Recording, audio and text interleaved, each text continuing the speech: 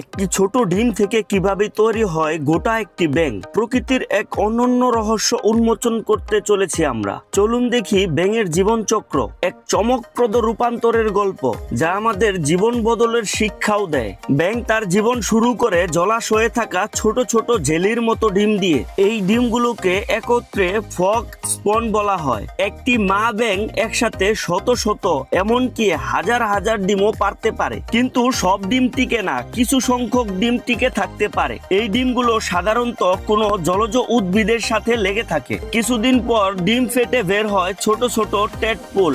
এদের দেখতে অনেকটা মাছের মতো। মজার ব্যাপার হলো এদের পা থাকে না, শুধু একটি লম্বা লেজ থাকে যা দিয়ে এরা জলে সাঁতার কাটে। এই সময় এরা জলজ উদ্ভিদ এবং শেওলা খেয়ে বড় হয়। জেনে অবাক হবেন, টেডপোলদের মাছের মতো ফুলকা থাকে যা দিয়ে এরা পানির নিচে শ্বাস নেয়। সময় গড়ালে টেডপোলের জীবনে আসে এক দারুণ পরিবর্তন, যাকে বলে রূপান্তর বা মেটামরফোসিস।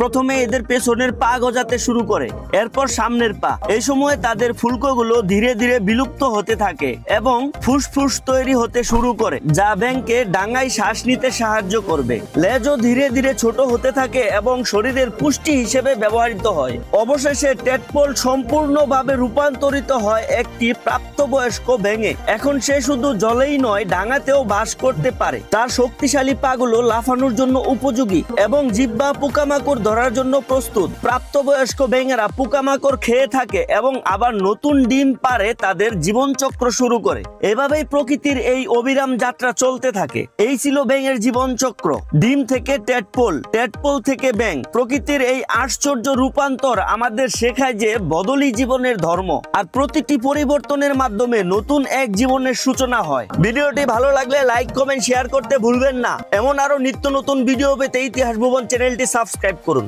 ধন্যবাদ, দেখা হবে পরের ভিডিওতে। আল্লাহ হাফেজ।